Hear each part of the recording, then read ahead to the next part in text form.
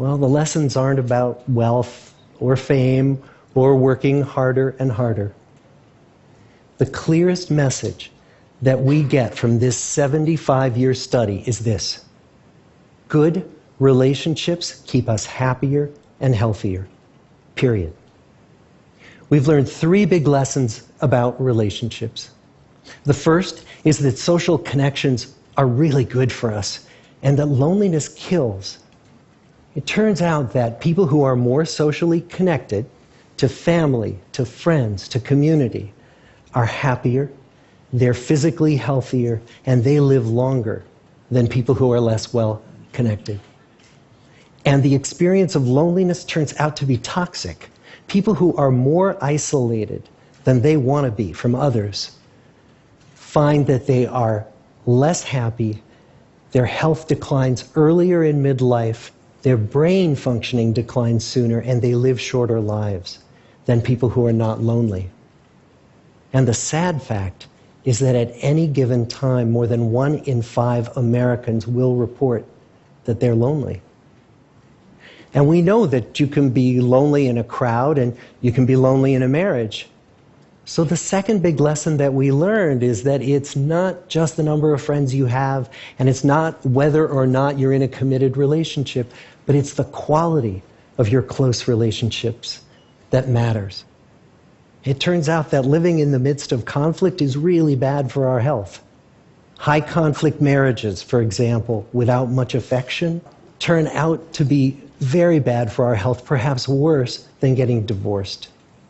And living in the midst of good, warm relationships is protective. Once we had followed our men all the way into their 80s, we wanted to look back at them at midlife and to see if we could predict who was going to grow into a happy, healthy octogenarian and who wasn't. And when we gathered together everything we knew about them at age 50, it wasn't their middle-aged cholesterol levels that predicted how they were going to grow old. It was how satisfied they were in their relationships. The people who were the most satisfied in their relationships at age 50 were the healthiest at age 80. And good, close relationships seem to buffer us from some of the slings and arrows of getting old. Our most happily partnered men and women reported in their 80s that on the days when they had more physical pain, their moods stayed just as happy. But the people who were in unhappy relationships, on the days when they reported more physical pain, it was magnified by more emotional pain. And the third big lesson that we learn about relationships and our health is that good relationships don't just protect our bodies, they protect our brains. It turns out that being in a securely attached relationship to another person in your 80s is protective. That the people who are in relationships where they really feel they can count on the other person in times of need, those people's memories stay sharper longer. And the people in relationships where they feel they really can't count on the other one, those are the people who experience earlier memory decline. And those good relationships, they don't have to be smooth all the time. Some of our octogenarian couples could bicker with each other day in and day out. But as long as they felt that they could really count on the other when the going got tough, those arguments didn't take a toll on their memories. So, this message that good, close relationships are good for our health and well-being, this is wisdom that's as old as the hills. Why is this so hard to get and so easy to ignore? Well, we're human. What we'd really like is a quick fix, something we can get that'll make our lives good and keep them that way.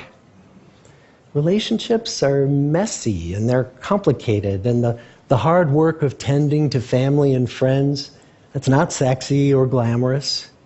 It's also lifelong. It never ends. The people in our 75-year study who were the happiest in retirement were the people who had actively worked to replace workmates with new playmates.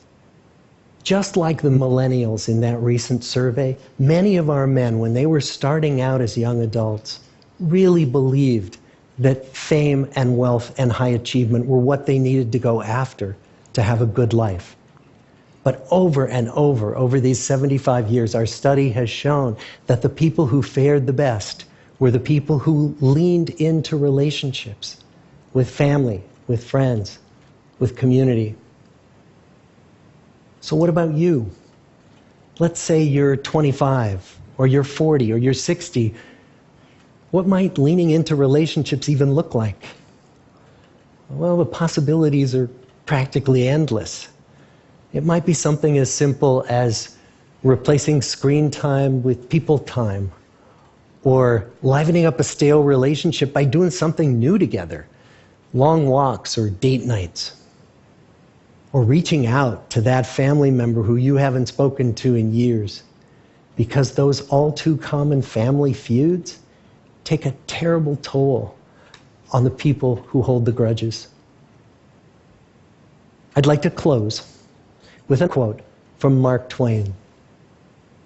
More than a century ago, he was looking back on his life, and he wrote this: "There isn't time. So brief is life for bickerings, apologies, heartburnings, callings to account. There is only time for loving, and but an instant, so to speak, for that. The good life is built with good relationships." Thank you.